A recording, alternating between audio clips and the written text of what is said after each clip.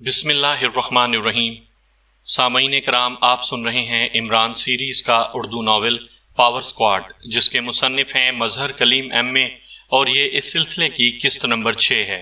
मुझे उम्मीद है आपको मेरी ये काविश पसंद आ रही होगी। आपने अगर अभी तक मेरा चैनल कहानी घर सब्सक्राइब नहीं किया तो अभी मेरे चैनल को सब्सक्राइब करके बेल नोटिफिकेशन ऑन कर लीजिए, ताकि आने वाली हर नई कहानी की इत्तला बर वक्त आप तक पहुंच सके।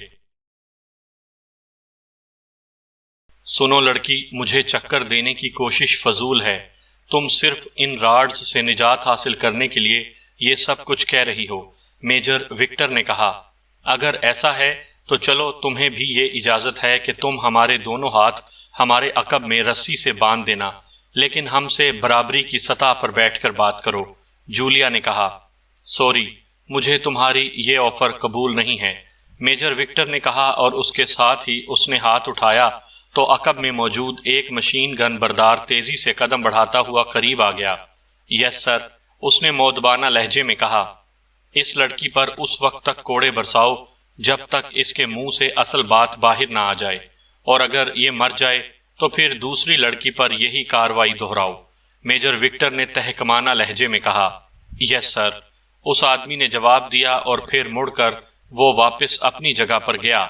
उसने हाथ में पकड़ी हुई मशीन गन अपने साथी को दे दी और खुद तेज तेज कदम उठाता एक दीवार में नस्ब अलमारी की तरफ बढ़ गया। ये लड़की आखिर क्यों इस अंदाज में अपने आप को आजाद करवाना चाहती है? अचानक कैथराइन ने पहली बार मेजर विक्टर से बात करते हुए कहा। ये दोनों बहरहाल एजेंट हैं, इसलिए ये चांस लेना चाहती हैं, मेजर विक्टर ने जवाब दिया। तो तुम्हारा क्या ख्याल है कि ये दोनों चांस ले सकती हैं? कैथराइन ने मुंह बनाते हुए कहा तो मेजर विक्टर चौंक पड़ा। तुम्हारा क्या मतलब है? क्या इन्हें आजाद कर दिया जाए? मेजर विक्टर ने कदरे गुस्सीले लहजे में कहा। मुझे इसी बात पर तो हैरत हो रही है विक्टर, कि दो लड़कियां चाहे एजेंट ही क्यों ना हो, ये तुम्हारे हेडक्वार्टर में खाली हाथ क्या कर लेंगी? तुम इनकी तलाशी ले चुके हो, यहाँ मुसल्ला अफराद भी मौजूद हैं, ये भी और हम दोनों भी अमली तौर पर फील्ड के लोग हैं, इसके बावजूद तुम इनसे खौफजदा हो। कैथराइन ने कहा तो मेजर विक्टर ने हाथ उठाकर उस आदमी को जूलिया की तरफ बढ़ने से रोक दिया, जो अलमारी से कोड़ा निकालकर अब उसे हवा में चटखाता हुआ जूलिया की तरफ बढ़ रहा था, और वो मेजर विक्टर के इशारे पर ठिठक कर वहीं रुक गया। लेकिन इसकी क्या जरूरत है कि इनकी बात मानी जाए? मेजर विक्टर ने कहा, अगर बगैर तशद्दुद के ये तुम्हें बता देती हैं और इस तरह उनकी तस्कीन हो जाती है तो आखिर इसमें हर्ज ही क्या है? कैथराइन ने कहा। सॉरी कैथराइन, मैं इनके मामले में कोई रिस्क लेना नहीं चाहता।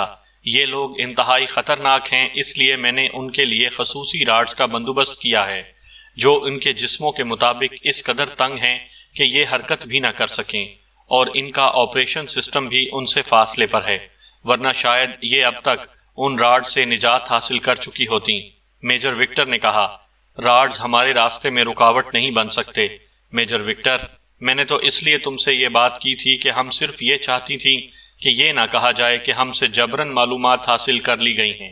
जूलिया ने मुस्कुराते हुए कहा, मार्टी, अपना काम करो, ख्वामखा वक्त जाया हो रहा है। मेजर विक्टर ने उस कोड़ा बरदार से कहा। यस सर, कोड़ा बरदार ने कहा और एक बार फिर आगे बढ़ने लगा। रुक जाओ, मैं बता देती हूँ, ख्वामखा तशद्दुद सहने का कोई फायदा नहीं है, जूलिया ने मुंह बनाते हुए कहा तो मेजर विक्टर के चेहरे पर यकलख्त फातिहाना तासुरात उभर आए। उसने एक बार फिर हाथ उठाकर उस कोड़ा बरदार को रोक दिया। शुक्र करो तुम्हें बर वक्त अकल आ गई है, मेजर विक्टर ने कहा। अब क्या ख्याल है? तुम्हारी कोशिश तो कामयाब नहीं हो सकी, बता दूं? अचानक जूलिया ने कैथराइन से मुखातिब होकर ऐसे लहजे में कहा जैसे वो भी विक्टर के बजाय उसकी साथी हो। तो कैथराइन और मेजर विक्टर दोनों बेइख्तियार चौंक पड़े। क्या क्या मतलब? ये तुम क्या कह रही हो? कैथराइन ने इंतहाई हैरत भरे लहजे में कहा। जो मतलब तुम्हारी समझ में आए वो ही समझ लो। बहरहाल मैं तशद्दुद सहना नहीं चाहती, इसलिए मैं बता रही हूँ, जूलिया ने मुंह बनाते हुए कहा। बहुत खूब, तुम वाकई बेहद ज़हीन लोग हो। तुम अब मुझे कैथराइन से मशकूक करके वक्त हासिल करना चाहती हो। बहुत खूब, लेकिन तुम्हारा ये दाव इसलिए नाकाम हो गया कि कैथराइन को मैं अच्छी तरह जानता हूँ, मेजर विक्टर ने कहा। ये वाकई इंतहाई खतरनाक लोग हैं। हैरत है کیتھرائن نے کہا، لیکن ابھی اس کا فکرہ ختم ہی ہوا تھا کہ اچانک جولیا کی ٹانگ بجلی کی سی تیزی سے اٹھی اور دوسرے لمحے اس کے تقریباً سامنے کھڑا ہوا کوڑا بردار مارٹی پنڈلی پر ضرب کھا کر بے اختیار چیختا ہوا آگے کی طرف جھکا ہی تھا کہ جولیا کی دوسری ٹانگ پہلے سے زیادہ تیزی سے حرکت میں آئی اور اس نے آگے کی طرف جھکتے ہوئے مارٹی کو اس ہاتھ پر ضرب لگائی جس میں اس نے کوڑا پکڑا ہوا تھا، اور مارٹی چیختا ہوا پیچھے کی طرف ہٹا جبکہ اس کے ہاتھ سے کوڑا نکل کر ہوا میں اس طرح گھومتا ہوا دروازے کے ساتھ سوئچ پینل کے سامنے کھڑے مشین گن بردار کے سینے سے جا ٹکرایا، جیسے اس کے ساتھ پتھر باندھ کر اسے پوری قوت سے گھما کر ہوا میں چھوڑ دیا جائے۔ دوسرے لمحے اس آدمی کے منہ سے ہلکی سی چیخ نکلی اور اس کے ساتھ ہی کھٹاک کھٹاک کی آوازیں کمرے میں گونج اٹھیں تو جولیا اور صالحہ دونوں کے جسموں کے گرد موجود راڈز غائب ہو گئے، اور جولیا بجلی کی سی تیزی سے اچھل کر میجر وکٹر اور کیتھرائن سے جا ٹکرائی، جبکہ صالحہ اس سے بھی زیادہ تیز رفتاری سے دوڑتی ہوئی اس آدمی کی طرف بڑھی جو اب جھک کر فرش پر گرنے والی مشین گن اٹھا رہا تھا۔ یہ سب کچھ اس قدر تیزی سے اور اس قدر حیرت انگیز انداز میں ہوا کہ جب تک وہ سب سنبھلتے کمرہ مشین گن کی ریٹ ریٹ اور مارٹی اور اس کے مسلح ساتھی کے حلق سے نکلنے والی چیخوں سے گونج اٹھا، جبکہ اس کے ساتھ ہی جولیا جو کیتھرائن اور میجر وکٹر دونوں کو بیک وقت اٹھنے سے روکنے کی کوشش میں مصروف تھی، کسی گیند کی طرح اچھل کر ایک طرف ہٹ گئی اور اس نے دوڑ کر دوسری مشین گن جھپٹ لی۔ خبردار اگر حرکت کی تو، جولیا نے مشین گن کی نال وکٹر اور کیتھرائن کی طرف کرتے ہوئے انتہائی سرد لہجے میں کہا، تو اٹھتے ہوئے وہ دونوں وہیں اس طرح ساکت ہو گئے جیسے جادو کی چھڑی گھما کر کسی جادوگر نے انہیں پتھر کے بتوں میں تبدیل کر دیا ہو، اور اس کے ساتھ ہی ان کے عقب میں موجود صالحہ نے مشین گن کی نال ان کے جسموں سے لگا دی۔ اب اٹھ کر کھڑے ہو جاؤ اور ہاتھ اٹھا کر دیوار کی طرف منہ کر لو، جلدی کرو ورنہ، جولیا نے کہا، اور وہ دونوں اس طرح اٹھے جیسے فلم کو سلو موشن میں چلایا جائے تو کردار حرکت کرتے ہیں۔ تم میجر وکٹر نے انتہائی حیرت بھرے لہجے میں کچھ کہنا چاہا۔ منہ بند کرو اور ہاتھ اٹھا کر دیوار کی طرف منہ کر لو، جولیا نے غراتے ہوئے کہا، تو ان دونوں نے ہاتھ اٹھائے اور پھر وہ سائڈ پر موجود دیوار کی طرف بڑھ گئے۔ جوزفین، ان کی تلاشی لو، جولیا نے آگے بڑھتے ہوئے کہا، اور صالحہ نے مشین گن کندھے سے لٹکائی اور تیزی سے ان کی طرف بڑھنے لگی۔ ابھی وہ ان کے قریب پہنچی ہی تھی کہ یکلخت وہ دونوں بجلی کی سی تیزی سے مڑے، اور دوسرے لمحے صالحہ جیسے ہوا میں اڑتی ہوئی ایک دھماکے سے جولیا سے آ ٹکرائی، اور وہ دونوں ایک دوسرے سے ٹکرا کر نیچے فرش پر گری ہی تھیں کہ میجر وکٹر بجلی کی سی تیزی سے جولیا کے ہاتھ سے نکل کر فرش پر گرنے والی مشین گن کی طرف جھپٹا، جبکہ کیتھرائن اچھل کر ان کی طرف آئی۔ لیکن اس سے پہلے کہ کیتھرائن ان کے قریب پہنچتی، صالحہ ایک بار پھر اڑتی ہوئی دھماکے سے اس سے ٹکرائی، اور اس کے ساتھ ہی جولیا بجلی کی سی تیزی سے تڑپی، اور دوسرے لمحے وہ جھک کر مشین گن اٹھاتے ہوئے میجر وکٹر سے توپ سے نکلنے والے گولے کی طرح ٹکرائی، اور وہ اسے کافی دور تک فرش پر رگیدتی چلی گئی۔ میجر وکٹر نے سنبھل کر اپنے دونوں ہاتھوں سے اپنے اوپر موجود جولیا کو عقب میں پھینکنا چاہا، لیکن جولیا کے دونوں گھٹنے یک لخت پوری قوت سے اس کے پیٹ پر پڑے، اور اس کے ساتھ ہی جولیا عقب میں کلا بازی کھا گئی۔ میجر وکٹر کے حلق سے انتہائی کربناک چیخ نکلی، لیکن اس کے ساتھ ہی اس نے بھی اٹھنے کی کوشش کی، لیکن دوسرے لمحے اس کے سر پر جولیا کی لات پوری قوت سے لگی، اور اس نے دونوں ہاتھوں سے اپنا سر پکڑا ہی تھا کہ جولیا بجلی کی سی تیزی سے جھکی، اور اس کے ساتھ ہی اس کی کھڑی ہتھیلی کا وار تقریباً اٹھ کر بیٹھتے ہوئے وکٹر کی گردن کے عقبی طرف پڑا، اور میجر وکٹر ایک بار پھر چیخ مار کر سائڈ پر جا گرا، اور اس کے ساتھ ہی جولیا نے اچھل کر اس کی کنپٹی پر ٹانگ کی بھرپور ضرب لگائی، اور اس بار میجر وکٹر کراہتا ہوا پلٹا، اور پھر اس کے ہاتھ پیر ڈھیلے پڑتے چلے گئے، جبکہ صالحہ اور کیتھرائن دونوں ایک دوسرے کے ساتھ ابھی تک بھوکی بلیوں کی طرح لڑنے میں مصروف تھیں۔ جولیا میجر وکٹر کی طرف سے مطمئن ہو کر صالحہ کی مدد کے لیے آگے بڑھنے ہی لگی تھی کہ کمرہ کیتھرائن کے حلق سے نکلنے والی انتہائی کربناک چیخ سے گونج اٹھا، اور وہ ایک دھماکے سے فرش پر گر کر صرف چند لمحے تڑپی اور پھر ساکت ہو گئی۔ صالحہ اس کی گردن پکڑ کر اسے مخصوص انداز میں گھما کر نیچے پٹخ دینے میں کامیاب ہو گئی تھی، اور اب وہ لمبے لمبے سانس لے رہی تھی۔ آؤ اس میجر وکٹر کو اٹھا کر راڈز میں جکڑ دیں، جلدی کرو، جولیا نے کہا تو صالحہ سر ہلاتی ہوئی آگے بڑھی۔ پھر ان دونوں نے فرش پر بے ہوش پڑے میجر وکٹر کو اٹھا کر ایک کرسی پر ڈال دیا، جبکہ صالحہ نے دوڑ کر سوئچ پینل پر موجود سرخ رنگ کے دونوں بٹن پریس کر دیے اور کھٹاک کھٹاک کی آوازوں کے ساتھ ہی دونوں کرسیوں میں راڈز نمودار ہو گئے۔ کمرے کی اندر سے چٹخنی لگا دو، جولیا نے صالحہ سے کہا، اور صالحہ تیزی سے دروازے کی طرف مڑی اور اس نے اندر سے کمرے کی چٹخنی لگا دی۔ کمرہ ساؤنڈ پروف تھا، اس لیے باہر والوں کو یہ علم ہی نہ ہو سکا تھا کہ اندر کیا ہو رہا ہے۔ وہ ظاہر ہے یہی سمجھتے رہے تھے کہ میجر وکٹر اور کیتھرائن جولیا اور صالحہ سے پوچھ گچھ کرنے میں مصروف ہیں۔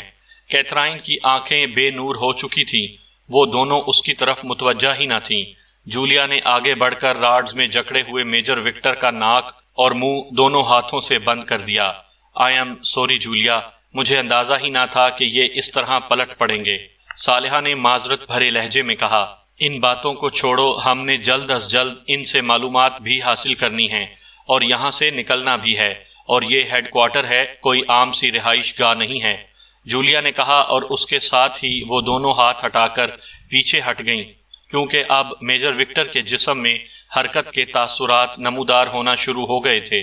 جولیا نے مڑ کر دروازے کے قریب پڑا ہوا کوڑا اٹھایا اور ایک بار پھر وہ میجر وکٹر کے سامنے آ کر کھڑی ہو گئی، جبکہ صالحہ اب مشین گن اٹھائے وہیں ان دونوں کے قریب ہی کھڑی تھی۔ چند لمحوں بعد میجر وکٹر کی آنکھیں کھلیں اور اس نے لاشعوری طور پر کراہتے ہوئے اٹھنے کی کوشش کی، لیکن راڈز اس کے جسم پر اس قدر تنگ تھے کہ وہ معمولی سی حرکت کرنے سے بھی قاصر تھا۔ ظاہر ہے اس نے یہ راڈز خصوصی طور پر تنگ کروائے تھے تاکہ جولیا اور صالحہ ان سے رہائی حاصل نہ کر سکیں، اور میجر وکٹر کا جسم بھاری تھا، اس لیے اب ان راڈز میں جکڑے جانے کے بعد اس کے لیے معمولی سی حرکت کرنا بھی ممکن نہ رہا تھا۔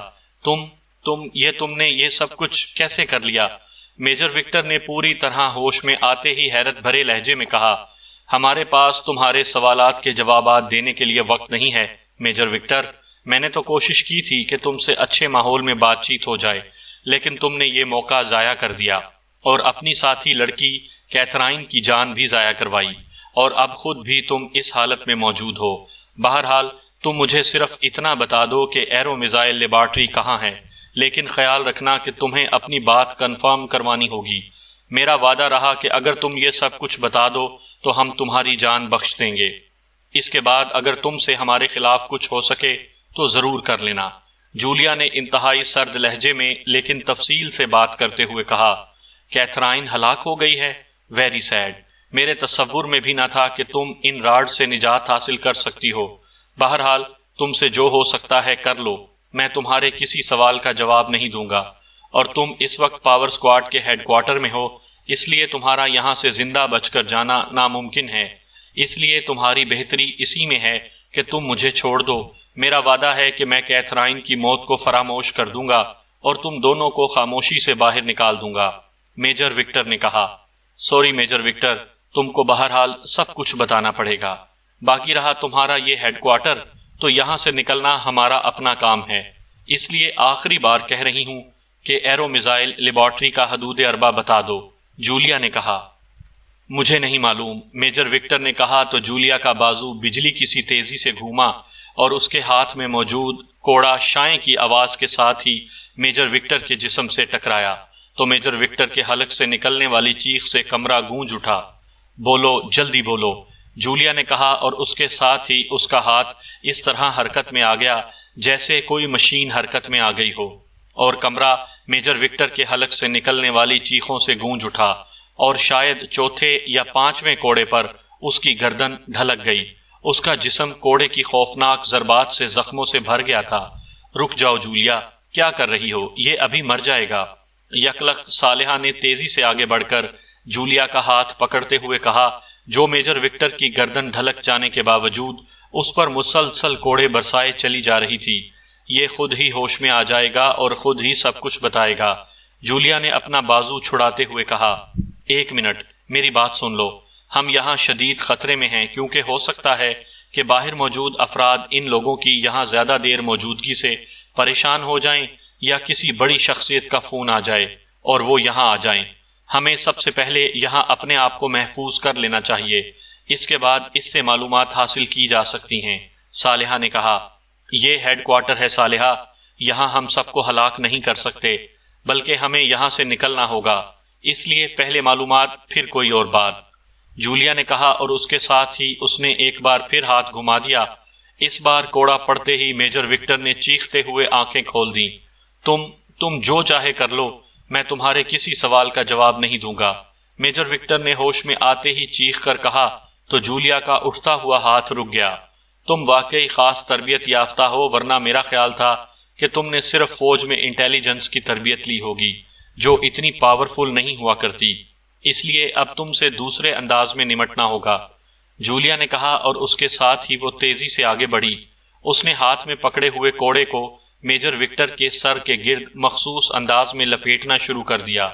جو مرضی آئے کر لو، میرا ریشہ ریشہ کاٹ دو، لیکن میجر وکٹر نے رک رک کر کہا، لیکن جولیا نے اس کی بات کا کوئی جواب نہ دیا اور کوڑے کو مخصوص انداز میں لپیٹنے میں مصروف رہی۔ پھر اس نے اس کی کن پٹی پر مخصوص گانٹھ دی اور اس کے ساتھ ہی اس نے کوڑے کے اس حصے کو جسے ہاتھ میں پکڑا جاتا ہے مخصوص انداز میں بل دینا شروع کر دیا۔ اس سے میجر وکٹر کے سر کے گرد موجود کوڑا تنگ ہونا شروع ہو گیا۔ ابھی جولیا نے چند ہی بل دیے ہوں گے کہ کمرہ میجر وکٹر کے حلق سے نکلنے والی چیخوں سے گونج اٹھا۔ صالحہ دروازے کے قریب کھڑی حیرت سے یہ سب کچھ ہوتا دیکھ رہی تھی۔ جولیا مسلسل بل دیتی چلی گئی اور چند لمحوں بعد میجر وکٹر کے حلق سے نکلنے والی چیخیں اس کے حلق میں ہی دم توڑ گئیں۔ اس کی آنکھیں بند ہو چکی تھیں اور چہرے کا رنگ اس قدر سرخ ہو گیا تھا کہ جیسے اس کے سارے جسم کا خون اس کے چہرے پر جمع ہو گیا ہو۔ بتاؤ کہاں ہے ایرو میزائل لیبارٹری، بولو، جولیا نے کوڑے کو آہستہ سے مزید بل دیتے ہوئے انتہائی سرد لہجے میں کہا۔ آمان دریا کے کنارے، آمان بجلی گھر کے نیچے۔ میجر وکٹر کے حلق سے اس طرح الفاظ رک رک کر نکلنے لگے جیسے وہ باری باری لفظوں کو دھکیل کر باہر نکال رہا ہو۔ اس کی حفاظت کس کے ذمے ہے؟ جولیا نے پوچھا۔ وہ کوڑے کو ہلکا سا بل بھی دیتی چلی جا رہی تھی۔ پاور اسکواڈ کے ذمے۔ کیپٹن جانسن اس فیکٹری میں موجود ہے، وہاں کی سیکیورٹی کو ہٹا دیا گیا ہے اور وہاں کیپٹن جانسن ایکشن گروپ کے ساتھ موجود ہے۔ وہ بظاہر سیکیورٹی ہے لیکن وہ، میجر وکٹر بولتے بولتے یک لخت رک گیا اور اس کے ساتھ ہی اس کی گردن سائڈ پر ڈھلک گئی تو جولیا نے بے اختیار ایک طویل سانس لیا اور بل کھولنے شروع کر دیے۔ کیا ہوا؟ یہ ہلاک ہو گیا ہے کیا؟ صالحہ نے پوچھا۔ نہیں، لاشعور پر زیادہ دباؤ پڑ جانے کی وجہ سے بے ہوش ہو گیا ہے، لیکن اب یہ ہوش میں آئے گا تو اس کا ذہنی توازن درست نہیں ہوگا، جولیا نے کہا، اور اس کے ساتھ ہی اس نے کوڑا کھول کر اسے ایک طرف پھینک دیا۔ کیا اس نے جو کچھ بتایا ہے وہ درست ہے؟ صالحہ نے کہا۔ ہاں، اب اسے گولی مارنی ہوگی، اب ہم نے یہاں سے نکلنا ہے۔ میں اس لیے یہ طریقہ استعمال نہ کرنا چاہتی تھی کیونکہ اس طرح بہت کم معلومات حاصل ہو سکتی ہیں اور آدمی کا لاشعور ہمیشہ کے لیے بریک کر جاتا ہے۔ ابھی میں نے اس سے یہاں سے نکلنے کا راستہ بھی معلوم کرنا تھا۔ بہرحال اب ہمیں خود ہی یہ سب کچھ کرنا ہوگا، جولیا نے کہا، اور اس کے ساتھ ہی اس نے صالحہ کے ہاتھ سے مشین گن لی اور دوسرے لمحے کمرہ ریٹ ریٹ کی آوازوں سے گونج اٹھا۔ میجر وکٹر کے جسم نے چند جھٹکے کھائے اور پھر بے حس و حرکت ہو گیا۔ جولیا نے ایک طویل سانس لیا۔ اس طرح جکڑے ہوئے آدمی پر گولیاں برسانا مجھے قطعاً پسند نہیں ہے، لیکن کیا کروں، مجبوری تھی، جولیا نے ایک طویل سانس لیتے ہوئے کہا، اور صالحہ نے اسبات میں سر ہلا دیا۔ اب کیا کرنا ہے؟ ہمیں کچھ نہ کچھ سوچنا ہوگا، صالحہ نے کہا۔ ہمیں پہلے یہاں کے بارے میں مکمل معلومات حاصل کرنا ہوں گی کیونکہ ہمیں قطعاً معلوم نہیں ہے کہ اس کمرے کے باہر کیا سچویشن ہے، اس لیے میرا خیال ہے کہ پہلے باہر جا کر کسی کو اغوا کر کے اندر لایا جائے اور اس سے معلومات حاصل کی جائیں، جولیا نے کہا۔ نہیں، اس طرح مزید وقت لگ جائے گا اور ہم پھنس بھی سکتی ہیں۔ میرا خیال ہے کہ ہم باہر نکلیں اور جس طرح بھی راستہ مل سکے راستہ تلاش کر کے یہاں سے نکلیں، صالحہ نے کہا۔ اوکے، ٹھیک ہے، چٹخنی کھولو، جو ہوگا دیکھا جائے گا، جولیا نے کہا تو صالحہ نے ہاتھ اوپر کر کے چٹخنی آہستہ سے ہٹائی اور پھر دروازے کی ناپ گھما کر اس نے بھاری دروازہ آہستہ سے کھولا۔ جولیا نے باہر جھانکا تو باہر ایک راہداری تھی جس کے اختتام پر سیڑھیاں اوپر جا رہی تھیں۔ سیڑھیوں کا اختتام کسی برآمدے میں ہوتا نظر آ رہا تھا اور باہر سے کئی آدمیوں کے باتیں کرنے کی آوازیں بھی سنائی دے رہی تھیں اور یوں محسوس ہو رہا تھا جیسے کچھ لوگ آ جا رہے ہوں۔ آؤ جلدی، جولیا نے آہستہ سے کہا اور پھر ہاتھ میں مشین گن پکڑے وہ اس کمرے سے نکلی اور دیوار کے ساتھ چلتی ہوئی سیڑھیوں تک پہنچ گئی۔ صالحہ بھی اس کے انداز میں اس کے پیچھے آ رہی تھی۔ پھر ان دونوں نے سیڑھیاں چڑھنا شروع کر دیں۔ آخر باس نے اتنی دیر اندر کیوں لگا دی ہے؟ اچانک ایک مردانہ آواز ان کے کانوں سے ٹکرائی اور وہ دونوں ٹھٹک کر رک گئیں۔ باس تفصیلات حاصل کر رہا ہوگا۔ دوسری آواز سنائی دی، میرا خیال ہے کہ اتنی دیر پھر بھی نہیں لگ سکتی۔ وہی پہلی آواز سنائی دی، تم اپنا خیال اپنے تک رکھو راشیل، باس ان معاملات میں بے حد سخت ہے، ایسا نہ ہو کہ الٹا لینے کے دینے پڑ جائیں۔ دوسری آواز سنائی دی اور پھر خاموشی چھا گئی۔ جولیا نے ذرا سا سر باہر نکال کر جھانکا اور پھر سر پیچھے کر لیا۔ اس کے چہرے پر یکلخت پریشانی کے تاثرات ابھر آئے تھے، کیونکہ وہ برآمدہ نہ تھا بلکہ راہداری تھی جس کے ایک طرف بند دیوار تھی جبکہ دوسری طرف دو مسلح افراد موجود تھے، اور اس راہداری میں کمروں کے دروازے بھی تھے۔ ان سب سے انسانی آوازیں سنائی دے رہی تھیں۔ اب اور کوئی چارہ نہیں ہے سوائے فائر کھولنے کے۔ آؤ، جولیا نے کہا۔ میرا خیال ہے مارٹن کہ باس نے انہیں ہلاک کر دیا ہوگا اور اب وہ سائیڈ وے میں ہوگا، راشیل نے کہا۔ اس خیال کی وجہ؟ دوسری آواز سنائی دی جسے مارٹن کے نام سے پکارا گیا تھا۔ وجہ تو مجھے معلوم نہیں ہے، لیکن میری چھٹی حس کہہ رہی ہے کہ باس ٹارچنگ روم میں موجود نہیں ہے، راشیل نے جواب دیا۔ اوکے، تم باز نہیں آؤ گے، آؤ چل کر چیک کر لیتے ہیں، مارٹن نے کہا۔ لیکن کس طرح چیک کریں گے؟ کمرہ تو ساؤنڈ پروف ہے، راشیل نے کہا۔ ادھر جولیا نے صالحہ کو واپس چلنے کا اشارہ کیا اور وہ دونوں انتہائی محتاط لیکن تیزی سے سیڑھیاں اتریں اور پھر اسی طرح تیزی سے واپس اس کمرے میں پہنچ گئیں۔ جولیا نے جلدی سے دروازہ بند کر دیا، لیکن اس نے اس میں معمولی سی جھری رکھ دی تاکہ باہر کے ماحول کو بھی چیک کیا جا سکے اور آوازیں بھی اندر آتی رہیں۔ چند لمحوں بعد انہیں سیڑھیاں اترتے ہوئے قدموں کی آوازیں سنائی دیں۔ کی ہول سے کان لگا کر اندر کی آوازیں واقعی سنی جا سکتی ہیں، تم ٹھیک کہہ رہے تھے، راشیل کی آواز سنائی دی اور جولیا سمجھ گئی کہ وہ کیا پروگرام بنا کر آئے ہیں۔ اس نے مڑ کر صالحہ کو اشارہ کیا، ارے یہ کیا، یہ دروازہ تو کھلا ہوا ہے، پوری طرح بند بھی نہیں ہے، کیا مطلب؟ اسی لمحے قریب سے مارٹن کی حیرت بھری آواز سنائی دی اور پھر وہ دروازہ آہستہ سے کھولنے لگا۔ اسی لمحے جولیا نے یکلخت ایک جھٹکے سے دروازہ کھول دیا اور دوسرے لمحے وہ دونوں اچھل کر چیختے ہوئے سامنے فرش پر جا گرے تو صالحہ نے بجلی کی سی تیزی سے دروازہ بند کر کے چٹخنی لگا دی۔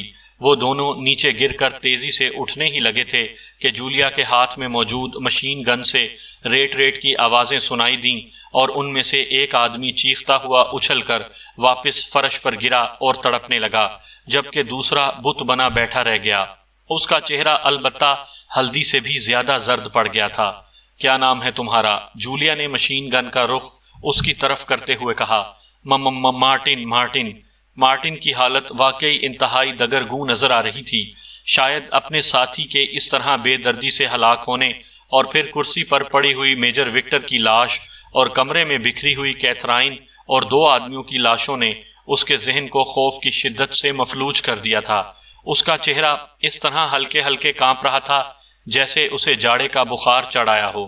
اگر تم زندہ رہنا چاہتے ہو مارٹن تو وہ سائیڈ وے بتاؤ جو یہاں سے نکل کر ہیڈ کوارٹر سے باہر جاتا ہے، ورنہ میں ٹریگر دبا رہی ہوں، جولیا نے غراتے ہوئے کہا۔ میں بتا دیتا ہوں، مجھے مت مارو، مارٹن نے بے اختیار دونوں ہاتھ جوڑ کر کانپتے ہوئے لہجے میں کہا۔ وہ واقعی حد سے زیادہ خوف زدہ ہو گیا تھا۔